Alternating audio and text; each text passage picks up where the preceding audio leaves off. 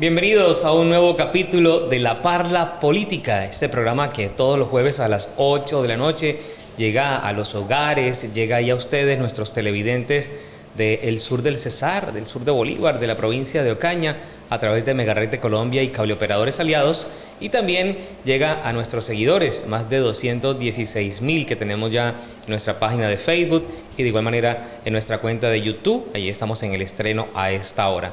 Muy buenas noches a ustedes entonces, en este jueves, ya el último del mes de agosto, y tenemos un invitado muy político. Nos acompaña en esta noche Camilo Rincón Pineda. Bueno, no, el nombre completo me dijo que casi no se conoce. Camilo Ernesto Rincón Pineda. Si les digo así, de pronto muchos dirán de quién se trata, pero sí, les digo, es uno de los hijos del extinto alcalde Luis Fernando Rincón López. Ya van a tener más contexto. Camilo, buenas noches, bienvenido a La Parla Política, hombre, qué gusto tenerte. Buenas noches, Oscar, muchas gracias por la invitación y bueno, aquí en este escenario para dar nuestra opinión y poder charlar un buen rato contigo, y muchas gracias por la invitación al programa. No, un gusto tenerte. Me acuerdo que el año pasado, cuando pues planteamos la primera temporada de La Parla Política, no pude tenerte acá en este diálogo porque estabas asesorando una campaña a la alcaldía y dijimos, no, mejor no, porque pues no puedes expresarte con toda la libertad del caso frente a lo que pues es la política de la región y lo que hemos hablado y hablamos tras cámaras, de la mendicidad de la política y un montón de términos muy chéveres. Camilo, ¿a qué te has dedicado después de pues haberte ido, después de haber asesorado esa campaña política?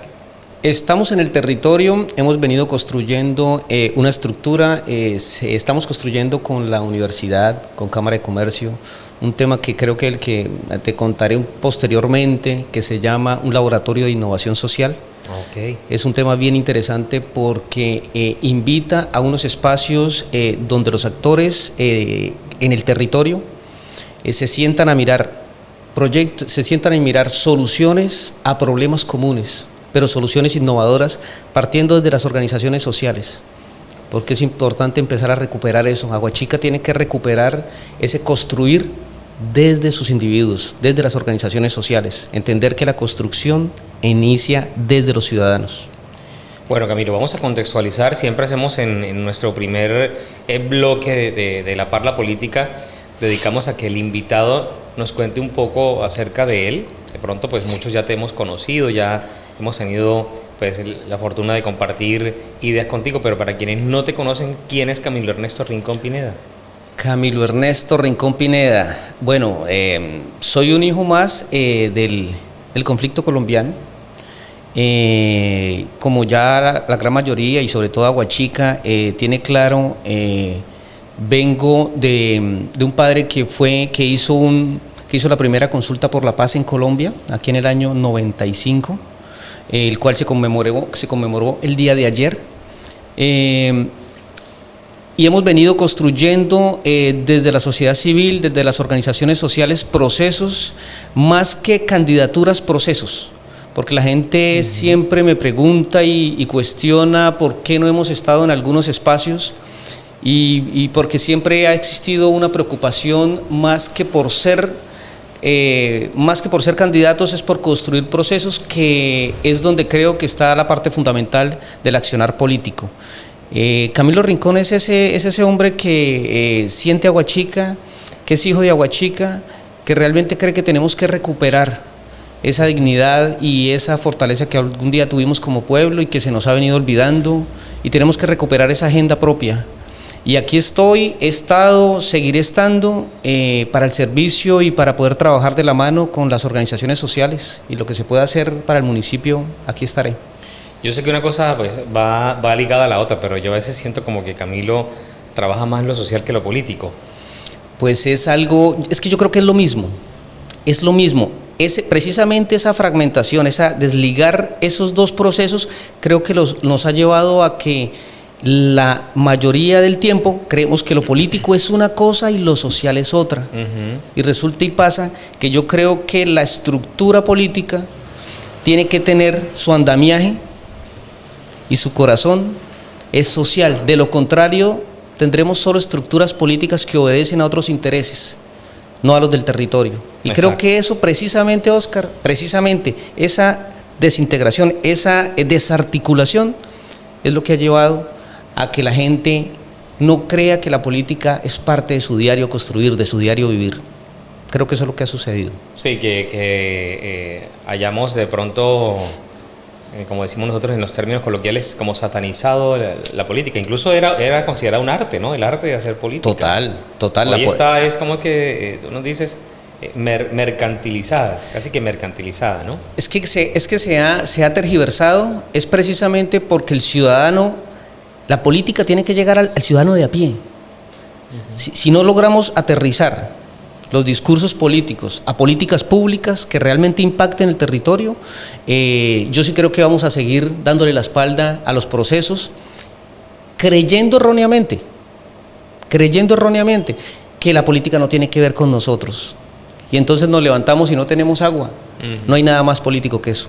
Nos levantamos y no hay luz. No hay nada más político que eso. Ese es el nivel de conciencia que yo creo que tenemos que entrar en esta ciudad. Mira que en esos momentos aquí en Aguachica tú sabes que pues, se viene un proceso político muy atípico. Ayer nada más me encontraba con alguien y le decía, bueno, mira, vas a aspirar. Y lo primero que me dijo es, hermano, es que no tengo dinero. Es que para aspirar se necesita dinero. Entonces es lo primero que muchos posibles buenos candidatos piensan. O sea, es el primer freno que se encuentra. Totalmente. Mire, esta mañana tuve la oportunidad, yo siempre que estoy en Aguachica desayuno, me gusta con mucha frecuencia desayunar en la plaza. Ah, ok. Allá me pego un caldito, me gusta mucho esa relación, me gusta mucho porque sientes realmente la opinión del que está ahí. Y esta mañana precisamente la gente me decía, oye, pero no tenemos buenos candidatos. Y yo le decía, me da pena y espero no se incomode, pero es que siempre creemos que una sola persona va a venir a transformar Aguachica. Y la transformación de Aguachica no depende de una persona. La transformación de Aguachica no depende de un individuo.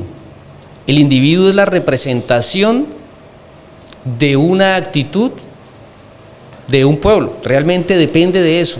Depende de todo un compromiso de un municipio. Pero cuando le decían a usted en la tertulia esa política que no había buenos candidatos, ¿usted qué cree a qué se refiere la gente? ¿Que eso sería un buen candidato para los que le estaban contando a usted?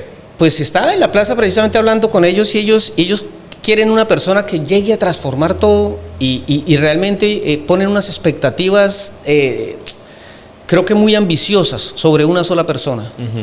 Y creo que esperar eso de una sola persona creo que es lo que lleva a que se genere frustración, porque la frustración viene de unas expectativas tan grandes y la gente tiene esas expectativas. Y yo lo que creo es que se tiene que tener un equilibrio en este ejercicio. Y el equilibrio es, venga, como ciudadanos ejerzamos nuestro deber principal, que es votar a conciencia, que es realmente hacerlo de una manera inteligente. En ese momento, lo que corresponde al político ya no tiene que ver con el ciudadano, porque el ciudadano tomó su elección bien.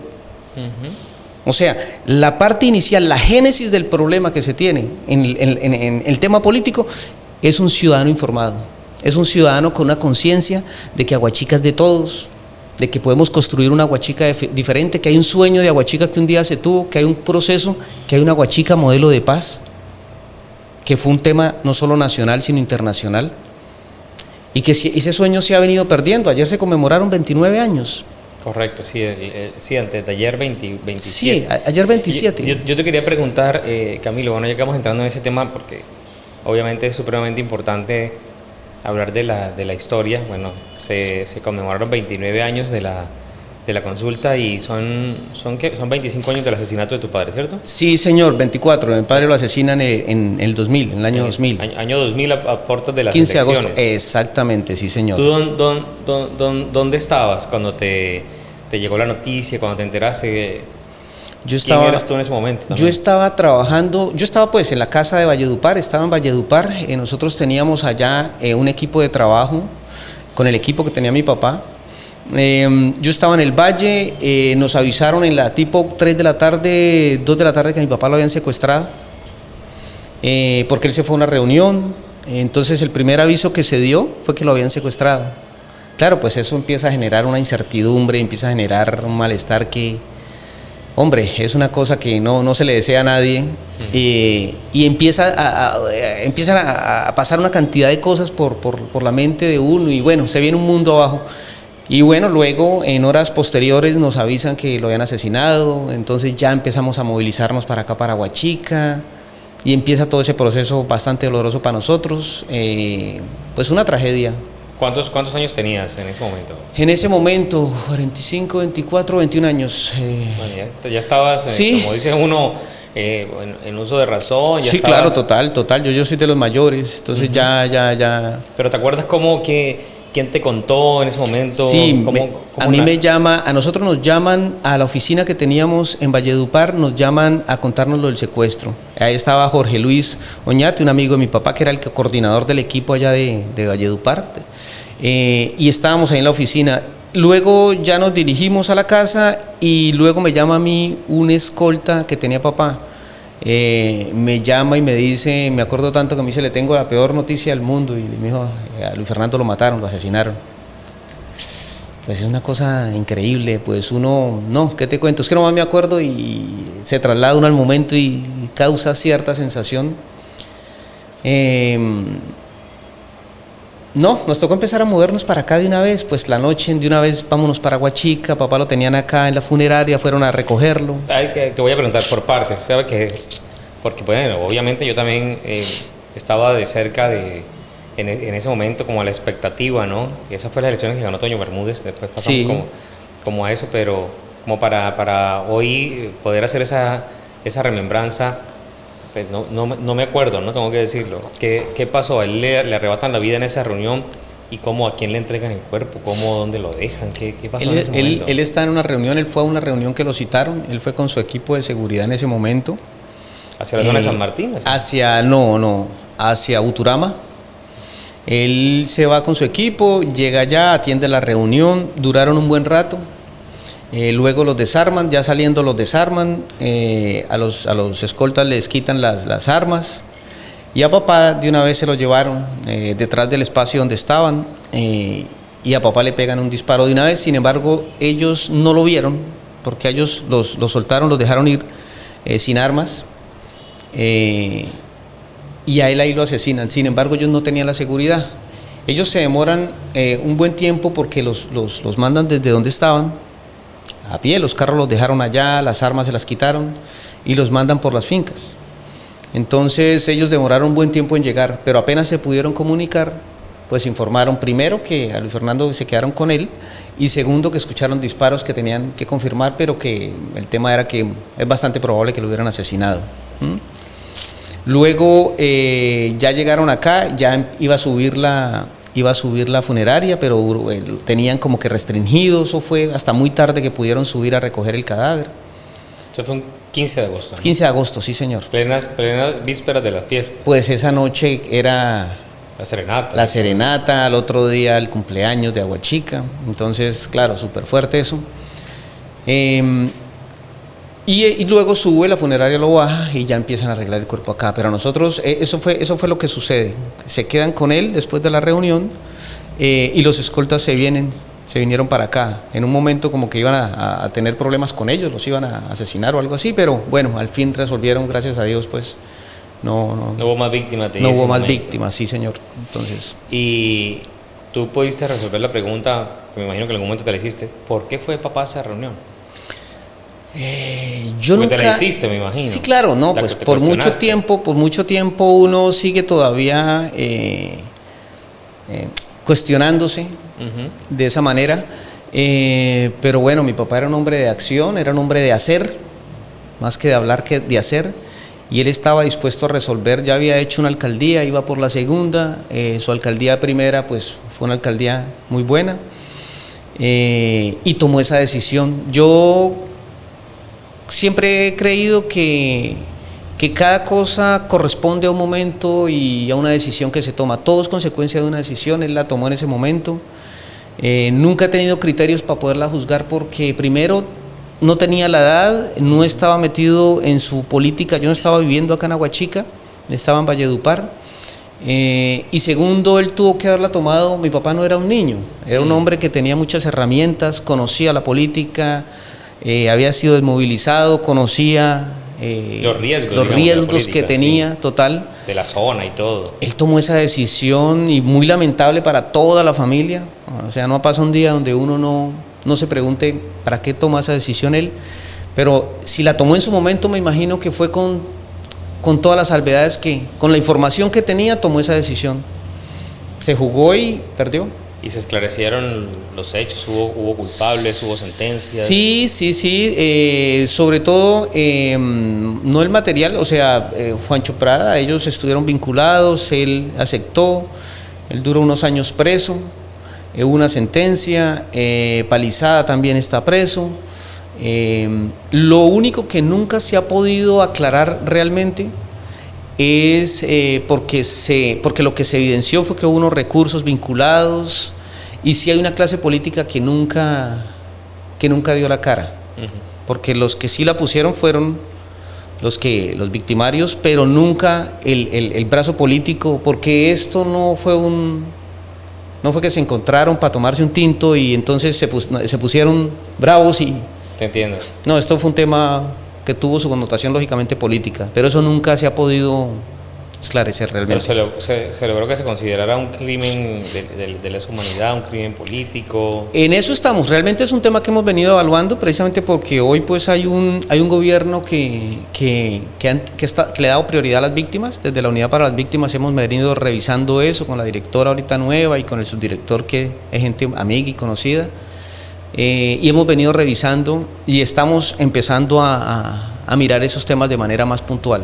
Realmente sí estamos precisamente en eso, porque sí hay un trasfondo que no quedó claro. Hay un trasfondo que todavía hay un paño de incertidumbre ahí. Y ayer escribíamos, bueno, en la nota que cuando hicimos el cubrimiento de la conmemoración de los 29 años, alguien nos decía... Y días después, semanas después, a otro promotor de la consulta, a Álvaro Payares, también le arrebatan la vida, ¿no? O sea, no fue pues, solamente Luis Fernando, sino no, digamos, fue el como de más impacto, más recordado. Pero fue todo su grupo, fue todo, por ejemplo, en ese momento, el otro día hablando con el concejal de momento, con Dainis, que también tiene unos hechos muy puntuales y fue un hombre muy importante en ese evento, y con Maurello. Ellos recordaban y decían, por ejemplo, Dainis le tocó salir esa misma noche. Esa misma noche llega mi papá, lo trajeron en el féretro y él saliendo de Aguachica, en el terminal de una vez cogiendo para donde les tocara. Y no solo él, hubo un grupo grande que les tocó hacer eso. Porque y es algo que estamos en deuda, Óscar. Gracias por las preguntas, porque me está recordando, por ejemplo, me preguntaban, ¿y por qué no hay un busto de tu papá acá? ¿Qué pasó con la placa del parque? Sí, te iba a preguntar eso exactamente, aquí no hay... ¿Qué ha pasado con el reglete? ¿Por qué no hay una foto?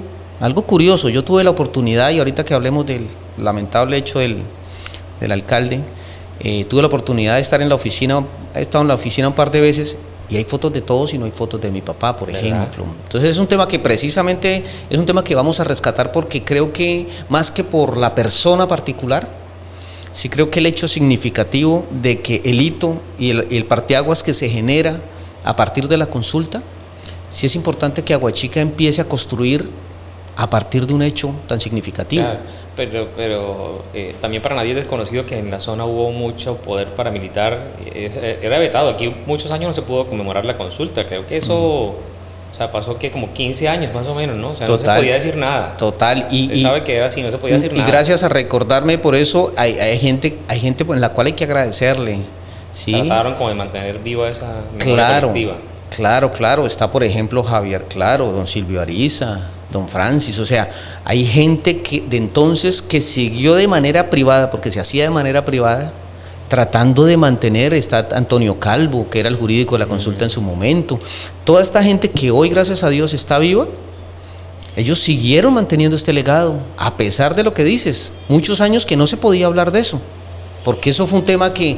Pero mire que eso nos dice mucho de Aguachica como sociedad. O sea, que tuviéramos tenido que borrar un legado que habla de paz, habla mucho de Aguachica como sociedad. Y creo que eso debería ser un tema de estudio, un tema realmente de revisar por qué hemos dejado vincularnos a las agendas de los violentos, por qué hemos dejado que esa agenda se nos imponga. Yo creo que es un tema importante. Pero ¿por qué no hay aquí una una avenida con el nombre de Luis Fernando Rincón, no hay, o sí hay algo, no hay nada así como tal, ¿no? Realmente representativo, no. La respuesta concreta es no. Y el no tiene mucha argumentación. Tiene mucha argumentación porque nos ha faltado, y lo que te decía ahorita, empezando por mí, nos ha faltado asumir con gallardía varios retos en el territorio. Nos ha faltado realmente darle la visibilidad a un proceso tan importante, que hoy por hoy todavía late, todavía preguntan por él 29 años después. 24 fue la muerte de mi padre, del 2000, pero 29 años después, y todavía hoy estamos acá sentados. Preguntas sin resolver. Exactamente. Sí, preguntas sin resolver. Entonces, yo sí creo que estamos en mora. Estamos en mora de verdad de ponerle a esto una agenda y empezar a avanzar en esa agenda. Estamos en mora de asumir ese reto, que fue un reto que nos dejó Luis Fernando, mi padre, hace 29 años. Yo no sé si alguien me dijo que Aguachica estaba trabajando en un tema de un archivo, un archivo muy bien documentado por parte de gente del SENA y eso, pero casi ni fotos consigue uno. O sea, usted consigue las mismas 3 fotos en Google de la consulta popular. O sea, no ha documentado, no tienen fotografías. Estamos precisamente en un proyecto, el que le mencionaba inicialmente, que es un laboratorio de innovación social, que se va a llamar así, Laboratorio de Innovación Social Luis Fernando Rincón. Este laboratorio va a tener unos capítulos específicos y uno es precisamente construir esa documentación, articularla y empezar a construir una agenda a partir de ese hecho, porque el hecho se quedó ahí, lo que dices, duró muchos años que no se podía ni nombrar. Entonces yo sí creo que hay que pasar la página, yo sí creo que hay que retomarlo con las nuevas gobernanzas, porque una de las cosas que mirábamos en el Ministerio del Interior, hablábamos hace poco, es una nueva mirada de las nuevas gobernanzas desde las organizaciones sociales. Es un tema que está hoy en boga en el mundo, que está siendo discutido en los centros de pensamiento, en los centros de estudio, en los laboratorios de innovación social a nivel mundial, y yo creo que Aguachica está en mora de tener estas conversaciones son multimiradas. Sí. Porque es que siempre la política pública se construye, el mundo ha venido cambiando. Lo que pasa es que a veces aquí no lo alcanzamos a percibir, pero la construcción de las políticas públicas hoy se está haciendo desde maneras multidisciplinarias, desde maneras diversas. Esto quiere decir, para bajarlo al contexto cotidiano, una decisión pública se debe tomar articulando organizaciones sociales, gobierno público, privado y varias entidades que se agrupen y que necesiten tomar decisiones ahí. Lo normal de las decisiones públicas es que lo hacen desde los gobiernos, suponen qué es lo que más le conviene al territorio. Hoy ya el mundo no se mueve sobre esas lógicas y Aguachica está en mora de entrar en estos nuevos retos. Pero tú no eres nacido en Aguachica, ¿verdad? No, yo soy nacido en Bucaramanga. ¿Y qué te arraiga? Bueno, aparte de lo que pasó con tu papá, pero ¿qué más sientes que te arraiga aquí a este territorio, Camilo? Esa es una muy buena pregunta. Y es una pregunta... Yo diría, bueno, no sé, mucha gente, tierra ingrata, donde asesinan a mi padre, donde no lo ignoran, donde no recuerdan las cosas, en un grupo muy pequeño, gente malagradecida, y aún así sigues aportándole al territorio. Yo creo que eso fue... Yo creo que en parte es hereditario, porque yo pensé que ibas a decir de pronto esposa, hijos, tampoco tengo acá ni en ningún lado, porque yo soy un hombre soltero, no tengo hijos. No me vas a decir como el presidente Petro que de pronto una novia sí tuviste por acá, ¿no? Como dijo en su discurso. Lo dijo en su discurso, sí, sí. Pero realmente yo creo que es un tema heredado, yo creo que es un tema también de vocación. Yo sí creo de manera honesta que Aguachica tiene que asumir estos retos diferentes. Yo creo que la juventud, yo creo que hay unos jóvenes que piensan diferente, pero que no han encontrado una articulación en lo público. Sí. Y yo sí creo que hay unos nuevos liderazgos territoriales. Estoy convencido de eso. Que en algún lado están. Sí están, no les han... sí están, pero no han logrado encontrar el vehículo que canalice y que no quiera dirigirlos, sino quiera potencializarlos, que son liderazgos diferentes. Es que el liderazgo lo tenemos entendido como que hay uno que manda y el resto obedece. Y resulta que los nuevos liderazgos hoy en el mundo es simplemente abrirles las expectativas, abrirles los espacios de participación y ellos construyen lo que tienen que hacer. Porque ellos ya conocen, ellos saben quién más que ellos son los que sienten las necesidades que necesitan. Ellos somos todos ellos final, ¿no? somos los ciudadanos, somos los ciudadanos, somos todo el tema de organización social, somos los ciudadanos. Pero solamente cuando tengamos ese nivel de conciencia de entender que no obedecemos agendas particulares, sino que la construimos, ese día, Óscar, estaremos hablando de un tema diferente. A mí me arraiga eso, me arraiga ese sentir, el sentir que sí se puede hacer algo acá. No pierdo la esperanza.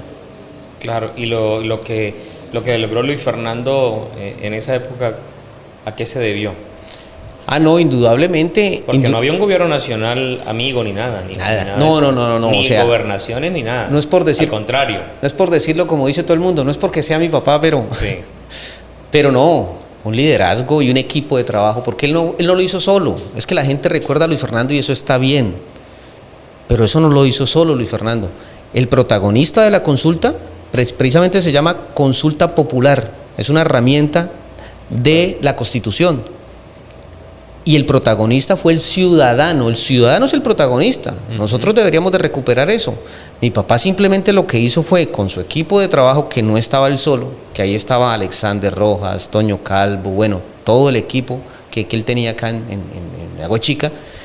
Ellos idearon, construyeron el tema, pero ¿en dónde lo pusieron para que se potencializara? Fue en los ciudadanos. Fue en los ciudadanos. Nunca se ha vuelto en Aguachica, nunca se ha vuelto a dejar una herramienta que realmente los ciudadanos puedan potencializar, que puedan entender, que puedan proyectar. Y yo sé que tú lo has analizado y pudiste dialogar con los que hicieron parte del grupo, los que todavía viven y eso. ¿Qué le faltó a la consulta popular para tener continuidad? Se confiaron, no para que hubiese sido aprobada, para que hubiese sido ganadora. Primero se confiaron, pero segundo también había, lo que pasa es que siempre todos los eventos a posterior es muy fácil dar la opinión, mirarlos siempre a posterior. Uno dice, hombre, donde le pegue con el tacón lo meto. Claro. Pero en el momento real, había una zozobra. En el año 2000 el tema paramilitar estaba arreciando en el país de una manera. Plantear en un escenario como el sur del Cesar, que había un paramilitarismo tan fuerte, un tema tan innovador, tan disruptivo, como una consulta donde los ciudadanos le dijeran a los violentos, no los necesitamos. Era un tema, pues mi papá era objetivo militar, todo su equipo era objetivo militar de la guerrilla, porque ya era parte del Estado. O sea, dijeron este se torció. Digamos, sí, ahora se volvió oligarca. Bueno, exacto. Sí. Y los paramilitares, que este señor era un guerrillero y que no podían. Entonces, hoy uno lo mira en retrospectiva y uno dice, no, hombre, la tenían fácil. Pues yo no digo que sea fácil, sino porque lo que yo tengo entendido, ¿no? Pues la Iglesia Católica estaba apoyando, incluso un movimiento fuerte. Pues vino un senador como Uribe, que era de otro corte, hubo como otros políticos, al parecer, ¿no?, que estaban en eso, y que la pregunta era como, ¿quién va a decir que no quiere la paz? O sea, es como que ilógico, ¿sí? De pronto tú lo ves más profundo y dices, no, que contra los violentos, pero la pregunta era como muy de eso, y sigue midiéndonos como pueblo, ¿no? Sí, como total. Pueblo, la idiosincrasia creo que no ha cambiado mucho. Hoy las convocatorias a elecciones, la gente depende mucho de que lo lleven, de que lo atiendan, y esto sí era una muestra muy, muy de ciudadanía. Si se hiciera hoy, ¿tú qué crees que pasaría? ¿Es que no se puede volver a hacer? Precisamente el doctor Toño Calvo está revisando unos temas ahí que pues no los puedo adelantar mucho, pero está revisando unos temas concerniente a eso, del nivel jurídico, porque eso se tiene que dar a ese nivel. Debería ser importante, volver a refrendar, debería ser importante y deberíamos hacerlo porque eso le daría no solo un aire, sino un fortalecimiento a que Aguachica se potencialice y realmente se construya y empiece a hacer esas bases como un municipio modelo de paz. Que yo lamento profundamente que no tuviéramos un avance significativo, porque con un gobierno como el que tenemos, tuviéramos un avance significativo, Aguachica debería ser un modelo en Colombia y tener los recursos y estar hoy haciendo lo que hizo mi papá en el 95. Canalizar cooperación internacional, todo lo que se hizo fue porque se visibilizó el territorio. Así como hoy, por ejemplo, para La Guajira van a conseguir un hospital con Emiratos Árabes, ¿no? Literal. Eso se puede hacer a nivel municipio. Claro que sí, totalmente. Pero eso fue lo que hizo mi papá. Porque los recursos, con la pasada japonesa, los recursos llegaron de los Países Bajos, de Canadá. Los recursos que llegaron, la ciudad de La Paz no se hizo con recursos, no, todo fue de cooperación. O sea, eso precisamente es lo que Aguachica se ha perdido y lo que los mandatarios no han podido entender, lamentablemente, no han podido entender. La riqueza y la fortaleza que tenemos por haber tenido ese hecho acá, ese acto acá, eso no lo tiene ninguna parte en el país. Parecemos bueno, sí, eso se llama sometimiento. Un sometimiento, violencia económica, ¿no? No le arreglemos los problemas porque después ya yo no voy a ser necesario. Podrían pensar de pronto algunos actores, tal vez pues pueda pasar así. Y hablando de la consulta, tú hablabas del ringlete. ¿Te han contado la historia cómo decidieron que fuese un ringlete el símbolo de ese momento? Ese ringlete, que no fuese la tradicional palomita de la paz. Exacto, ¿no? Ese ringlete estuvieron en el diseño varias personas vinculadas lógicamente al proceso. Y uno de que aportó al diseño precisamente fue el que hoy es alto comisionado para la paz, el doctor Oti, que era amigo muy personal de mi padre. Precisamente él estuvo en el diseño del ringlete, con él hemos estado hablando del tema, precisamente de eso. Yo vi que en un tiempo sí estaba hasta en la Kennedy, ¿cierto? Creo que había uno grande, un poste. Bueno, imagino que se dañó en su momento y eso, pero y todavía se conserva en unos adoquines, ¿no? De la ciudad. Porque no lo han podido levantar. Donde los pudieran ya se los hubieran llevado, pero ahí todavía se conserva. Quedó muy bonito el mural ayer. Sí. El mural de ayer me pareció... Aunque es como en adhesivo, no creo que sea muy verdadero, pero por lo menos es un... Hombre, por lo menos es un... Empecemos. Yo felicité mucho a Juan Carlos precisamente, a Juan Carlos Quiñones. Precisamente hablaba con él y le agradecí mucho porque me parece que es un muchacho que le está metiendo las ganas al tema y le está metiendo realmente impulsando la consulta. Me parece muy importante lo que él está haciendo en la ciudad de La Paz. Sí, y también acoger, creo yo, Camilo, de que pues que no sintamos como que hablar de la consulta popular es hablar de Luis Fernando Rincón, sino que ya hablemos de la consulta popular como tal, algo que pasó en Aguachica. Nosotros hicimos la pregunta 30 años prácticamente después, cómo ha cambiado Aguachica, ¿no? Después de esa consulta popular. Mucha gente desconoce, ¿no? Todo lo que el boom que se originó con esto, de tener una universidad, eso fue gracias a esa consulta popular, ¿no? Muchas cosas, por ejemplo, el solo hecho de todo lo que generó, lo que llegó, hubo diferentes actores.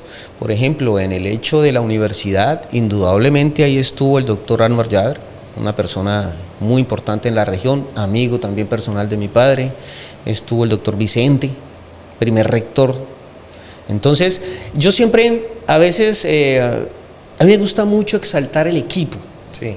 Porque es que yo creo que la fortaleza de una persona está en su equipo. De acuerdo. Entonces, por ejemplo, lo fácil es decir, no, es que Luis Fernando hizo y trajo. No, siempre había, mi papá, una cosa de las que descubrió, y creo, más que descubrir, creo que en la que se apoyó, fue en el fortalecimiento de su equipo. Entonces, si usted habla de universidad, indudablemente el doctor Anwar, indudablemente el doctor Vicente. De cada escenario que usted hable, sí, la consulta y Luis Fernando, pero detrás siempre estuvo un equipo de gente que no ha tenido la visibilidad de pronto y que es supremamente importante que la gente sepa que gracias a ellos esos temas, claro, estamos hablando de SENA, universidad, estamos hablando del colegio técnico que se construyó, estamos hablando de la misma Ciudadela para la Paz, estamos hablando del Coliseo, bueno, hay una cantidad de cosas que increíblemente hoy uno mira en Aguachica y salir, hoy estuve precisamente trotando a las 6 de la mañana en el parque, uno trota ahí y uno dice, carambas, y esto fue hace 29 años que lo hicieron. Y el parque era o sea, qué bien pensado, no lo llenaron de concreto. O sea, la visión desde ese entonces no se llenó de concreto, no se llenó, vea lo que se hizo. Sí. Entonces es un tema que hoy todavía uno repiensa y todavía creo que toca recuperar. Pero sabe que hablando contigo, digo, oye, pero me parece por lo menos positivo que sean los mismos ciudadanos los que conmemoren la consulta, que no dependamos de una administración, como no debería ser de muchas otras cosas, ¿no? Si la administración no pone, si no hace, los ciudadanos son los que tenemos que conmemorar estas fechas. Pero eso que comentas es de una importancia, sí, Oscar, increíble, la verdad, y me alegra y te felicito por ese análisis, porque es que lo hagan los ciudadanos empieza a marcar una agenda diferente. Claro. Cuando el ciudadano empieza a tener claridad que su participación es la que transforma el territorio, en ese momento la historia se empieza a cambiar, claro, porque la agenda la empieza a marcar el ciudadano. Es un puñado, yo vi ayer, bueno, cientos de personas ahí, y eso ayuda. Y hablando de esos movimientos ciudadanos, ¿tú qué piensas de la creación de un nuevo departamento Surcaribe, capital Aguachica? ¿Ya te has empapado de eso? No, yo de lo que no sé. Nosotros hemos dedicado varios episodios a eso. Yo te confieso, algo que tengo claridad es que lo que no sé no hablo. De ese tema he escuchado, no es un tema del que lamentablemente me haya interesado por otros motivos, he estado en otros temas, ¿Pero crees que Aguachica debe dar el paso para ser capital? Por lo menos sin conocer allá los pormenores de la ley que se presentó. Yo creería que lo primero que tenemos que hacer es liberarnos del mismo sometimiento que tenemos aquí interno. O sea, lo primero que tenemos que hacer es realmente tener conciencia, porque es que querer ser capital de un departamento... Bueno, no es querer ser, porque si te das cuenta incluso no es que sea una propuesta nacida aquí de un gran número de ciudadanos.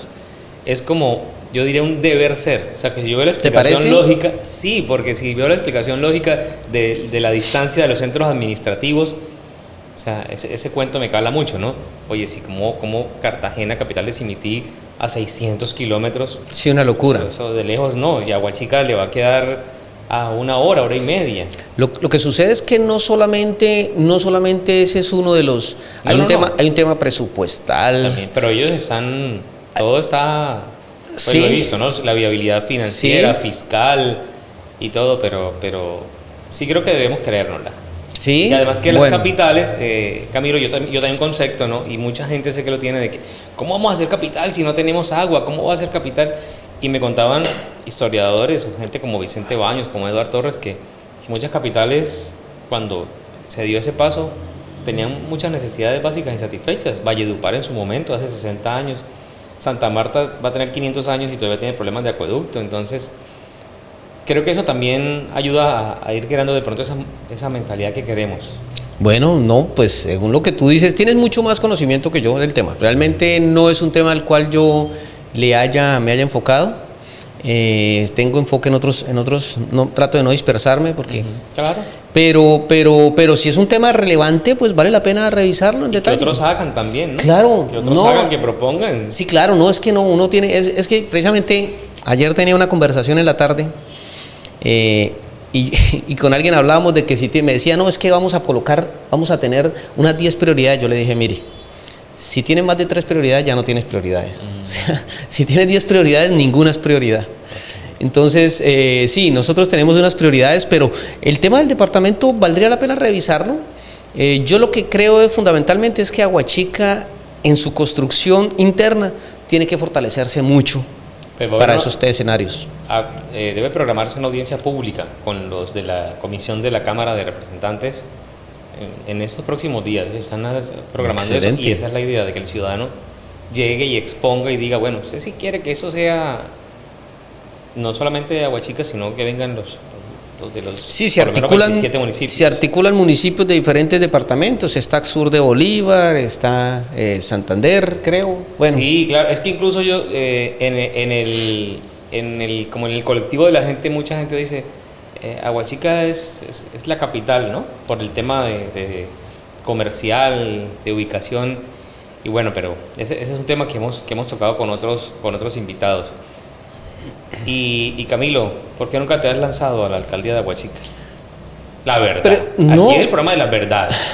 Piénselo bien antes de decirlo. No, realmente la intención, más que existir, yo sí creo que fundamentalmente la gran mayoría se preocupa por una candidatura y no se preocupa por el proceso. A mí me interesa mucho más el proceso. Si yo logro construir un proceso, que ya estamos haciéndolo aquí con unos equipos de gente bien interesante, desde la academia, desde las organizaciones sociales, realmente, y se ve la opción, uno se mediría el tema, porque es que nosotros no podemos entrar, como fuerza política, no podríamos entrar a jugar en el mismo campo que han venido jugando la política tradicional. Ni vamos a meterle esos recursos que vinculan, ni vamos a hacer la política de esa manera. Teniendo claridad en eso, pues uno sabe en qué campo juega.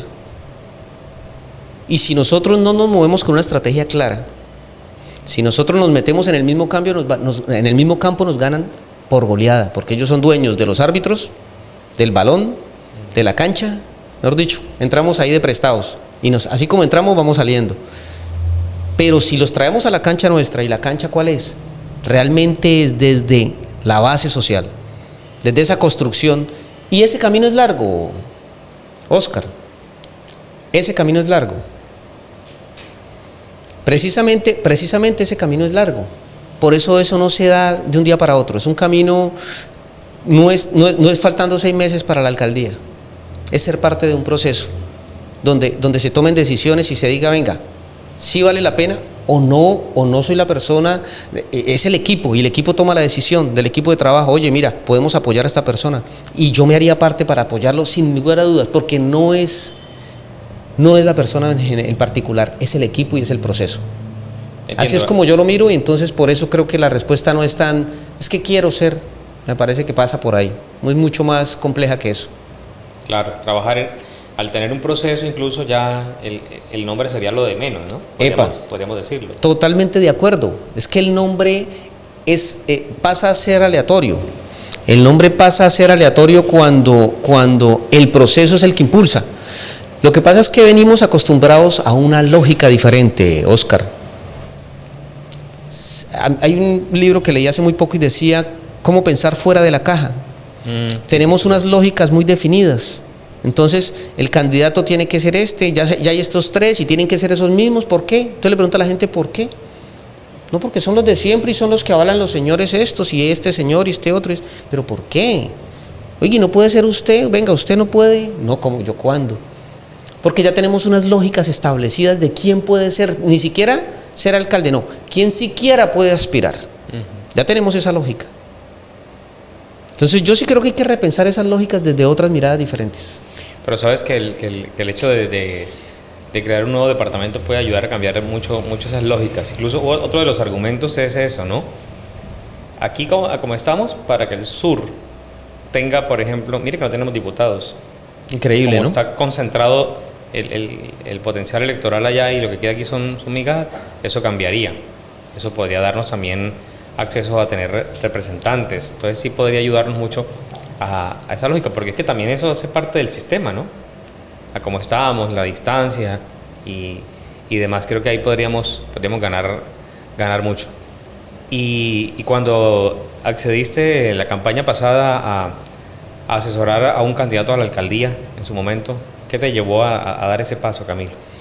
Porque creo que fundamentalmente hay que hacer parte de los esquemas políticos, hay que empezar a participar, hay que empezar a entender la lógica política desde esos entornos. Aprendí muchísimo, la verdad, porque empieza a entender uno qué es lo que mueve, porque ya siendo gerente de una campaña ya usted entiende y está en esas conversaciones y uno dice, carambas, el día que pretendamos aspirar o que lo queramos hacer, se mueve sobre estas lógicas.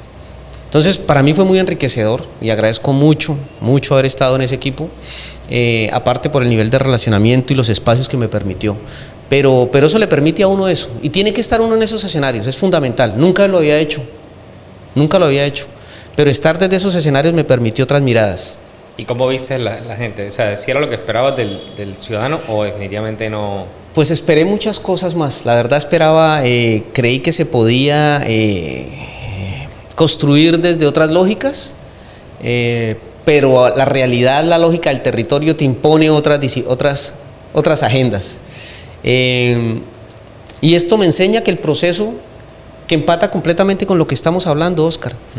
Definitivamente, si uno quiere tener una oportunidad viable acá de tener un proyecto político, tiene que tener una forma de hacer diferente. Y no puede uno venir a empezar procesos faltando 6 meses ni 3 meses. Es desde ahorita trabajando en el territorio y construyendo para tener realmente una oportunidad de que el proyecto sea capaz de soportar una campaña. Claro, o sea, hace rato no hay en el territorio movimientos políticos, ¿no? O sea, movimientos políticos independientes, que uno diga, sí, este movimiento que se llama, como en su época lo hubo, que el líder, había otros movimientos que tenían su propia identidad, no lo hay. Y es necesario, es necesario porque el ciudadano en estos movimientos entiende que la participación ciudadana construye política pública. Cuando el ciudadano entiende esto, empieza a participar en todos los actos. Entonces se fortalecen, mira la importancia, mira lo importante de eso, se fortalecen las juntas de acción comunal, se fortalecen las organizaciones sociales, se fortalecen las organizaciones de base. Claro. O sea, esa lógica permea todo lo que vincula la participación ciudadana. Pero hasta que no volvamos a iniciar esos procesos, ¿en dónde están esos liderazgos? Es algo que estamos buscando en este momento y es algo que estamos identificando hoy en Aguachica y que ya nos tendrás por acá hablando de esos temas. Sí, hace falta tener todo ese conocimiento y la oportunidad. Yo creo que también ahora con el tema de la facultad incluso de Derecho, eso va a aportarle también una dinámica en unos años aquí al territorio, porque pues va muy ligado el tema de esta profesión. Pero bueno, Camilo, y entonces, ¿cómo ves el panorama político del municipio? Ahora tiene que haber unas nuevas elecciones atípicas por un hecho lamentable. ¿Crees que va a haber algún cambio? Alguien me decía que creo que políticamente incluso el que sea elegido tiene que cumplir con el plan de desarrollo que ya presentó el alcalde Roqueme, ¿no? O sea, no puede hacer nada que se fuera de ese plan de desarrollo, que es el que aprobó el Consejo. Totalmente de acuerdo. Ya hay un plan de desarrollo para este cuatrenio. Ya hay un plan de desarrollo. Entonces ahorita lo que se vino fue un encargo que hizo la gobernadora, se eligió de una terna que es del partido, porque tenía que ser el mismo partido, ellos lo que tenían ahí, la norma lo indica, y ahorita se vienen unas elecciones atípicas, que ya el Consejo Nacional Electoral coloca el calendario. Entonces ya ese calendario lo asignan a nivel nacional. Claro, la registraduría dice que van a ser tal día. Exactamente, dice tal día, que es pronto, eso son 3 meses, 4 meses, no es más. Se espera antes de diciembre que sea. Sí, creo que tiene que ver con celeridad. Yo creo que la primera semana de noviembre, algunos se atrevieron a decir que incluso a finales de octubre, porque el calendario habla de 4 meses, pero cuando es a fin de año deben ser 2. Exactamente, entonces se viene bastante rápido. Y vamos a ver cómo se viene esa jornada. Creo que apenas se está visibilizando, apenas está el tema, porque pues el hecho muy lamentable, y es algo que sí vale la pena remarcar, es que fue un hecho muy lamentable la muerte del alcalde, porque tuve la oportunidad de estar en su despacho 4 veces. Yo estuve en las fiestas, nunca había estado para esa época, porque siempre se cruzaba con la muerte de papá, entonces siempre evitaba ese 15, pero este año estuve acá, estuve en el tema de la quema y la serenata, y esos días estuve en el cumpleaños de Aguachica, en los 276 años, ahí estuvo también el alcalde, partiendo la torta, pudimos hablar un momento. Y realmente le puedo decir con claridad que fue, y he visto, por lo menos, que yo conozca personalmente, el primer alcalde que empezó a apostarle realmente a la paz. ¿Por qué le digo apostarle a la paz?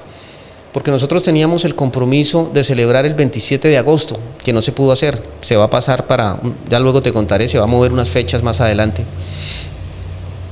Pero toda la disposición. Es más, yo pensaba hacerlo más pequeño, entonces le dije, alcalde, hagámoslo Cámara de Comercio, hagámoslo. Me dijo, no, para el parque principal. Y le dije, uy, pero es que parque principal implica tarima, implica sillas, implica carpas. Me dijo, no se preocupe, que nosotros asumimos todo eso. Le dije, uy, excelente, o sea, un tema. Entonces se estaba hablando, y no sé si sea, se estaba hablando de la Asociación de Municipios, ASOPAS, el Cesar Modelo de Paz, es la Asociación de Municipios del Sur del departamento del Cesar, de la cual él sería su director ejecutivo. Okay. Entonces él sería su presidente, perdón, porque quedan 4 alcaldes, uno presidente, vicepresidente y secretario. Son 3 alcaldes los que forman ahí, los que hacen parte de ese esquema asociativo territorial, un EAT. Entonces, muy lamentable porque era realmente un hombre que veía en La Paz el camino y estaba apoyando mucho eso. Entonces sí realmente se alcanzó a avanzar bastante con él. Esperamos que se pueda seguir avanzando. Y bueno, fue un hecho que enluta completamente al municipio y al departamento, ¿no? Claro, hoy, ¿no? Bueno, ¿usted se acuerda cuando la muerte de su papá, el duelo cuánto demoró en el municipio? Porque es que, lo digo porque los seres humanos somos así. Hoy todos golpes de pecho, nunca vamos a olvidar al alcalde. ¿Pero cuánto tiempo sientes tú que tu papá lo empezaron a olvidar? Sí, pero creo que más que eso es el proceso normal de la vida. Uh-huh. Yo creo que la vida, lo mágico, alguien me decía el otro día que lo mágico de la vida es esa incertidumbre que no sabemos.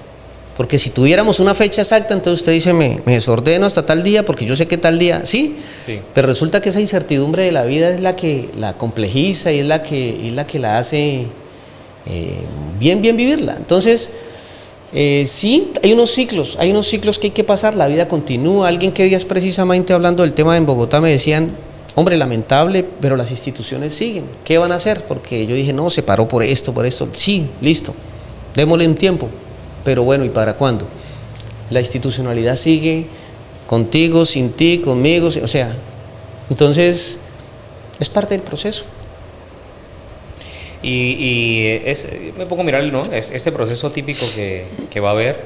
O sea, quiero esperar que pase el momento para después analizar las estadísticas, los resultados, cuánta gente sale a votar, si hay que sacarla a votar, si van a salir los mismos 23.000 a votar por este movimiento o de pronto más, ¿no? Si hay alrededor o de pronto menos. Alguien me decía, de esos 23.000 que confiaron, ¿cuántos podrán estar en estos momentos como conformes con lo que han logrado hacer o no? O sea, interesante, ¿no? Como expectante frente a eso. Sí, no, es bastante interesante. Lo que pasa es que uno no puede prestarse a especulaciones. ¿A qué voy? No, exacto, no. ¿A qué voy? Por ejemplo, hoy en el mercado, cuando hablaba con la gente, entonces ahí empezó a llegar, porque eso en menos de nada ya hay 10 opinando. Pero es chévere porque se generan unas dinámicas interesantes. Entonces, no, que es que él ya hizo. Les dije, venga, el plan de desarrollo se tenía que entregar el 31 de mayo, apenas lo entregaron. No, que es que no hizo. Le dije, no, o sea, ni le quiten, ni le sumen, ni le resten. Ni le sumen, ni le resten. El plan de desarrollo se entregaba ahorita 31 de mayo, luego el PAT, el plan territorial, también tiene un mes después. No, esto está apenas iba a empezar a implementar. Lo que sí puedo dar fe, que fue lo que dije hace un momento, es que sí era un hombre comprometido con el tema de la paz y entendía que por ahí era el camino. Eso sí, realmente, porque lo hablamos. Del resto, bueno. Y hay una línea muy delgadita que debe tener cuidado, ¿no? Toda la administración del tema de no intervenir, ¿no? O sea, tratar de manejar una distancia que es difícil, pero deben manejarla porque pues, eso puede conllevar a demandas, a cosas que nos metan en esos líos jurídicos que son los que más atrasan. Y me queda ahí como ahora pensar en eso. Entonces el que vaya detrás del grupo puede salir de frente a decir voy a continuar con este plan de desarrollo. No sé ahí cómo funciona esa dinámica, pero por eso te digo, es como interesante mirar. Pero mientras hacen campaña para el tema de la primera silla municipal, pues estos grupos como el que tú estás tratando de liderar debe seguir trabajando por otras cosas que no son competencia solamente de la administración.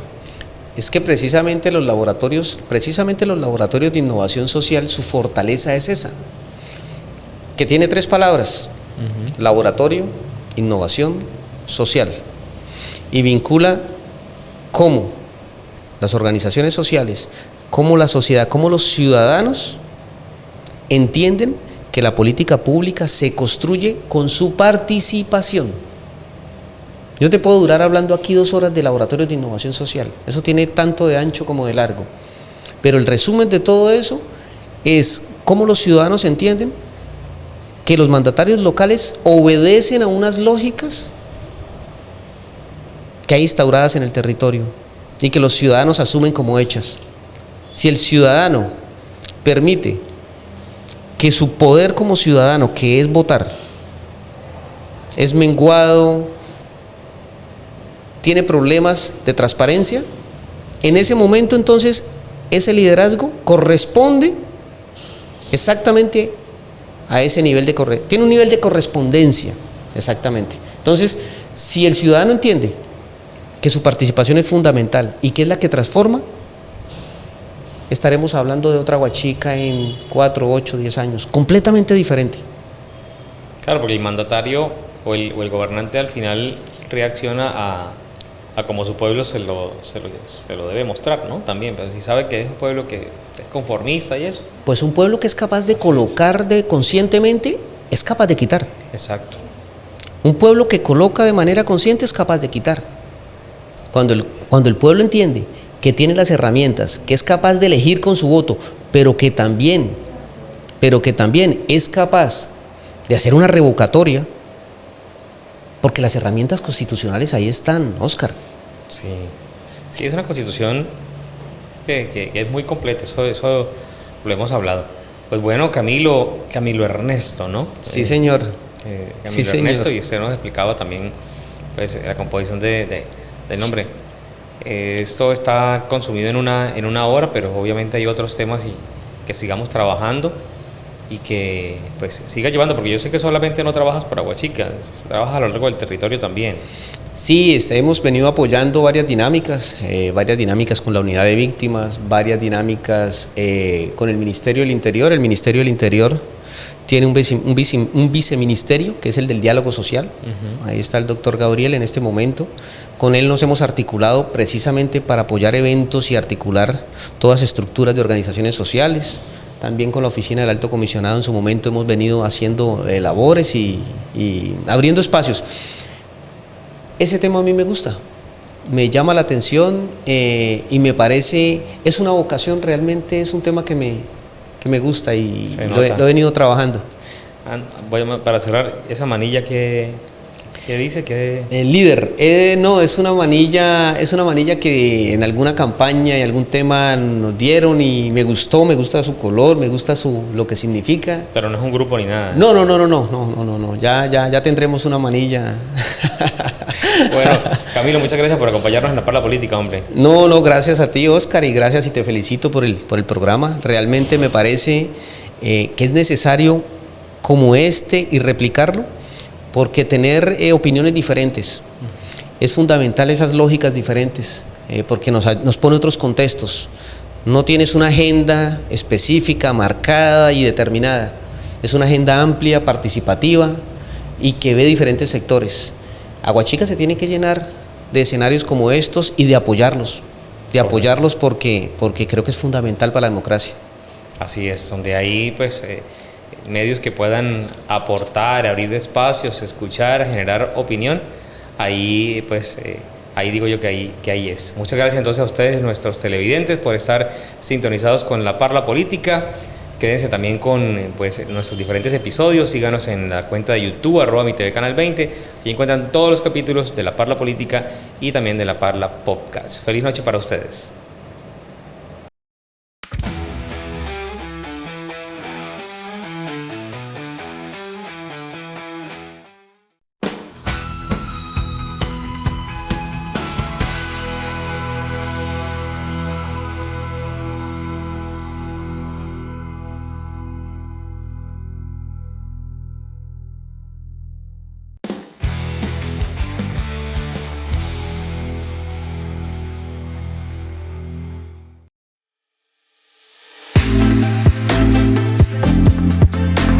En tu pantalla, Mi TV Canal 20. Vive lo nuestro. Sintoniza Mi TV Canal 20.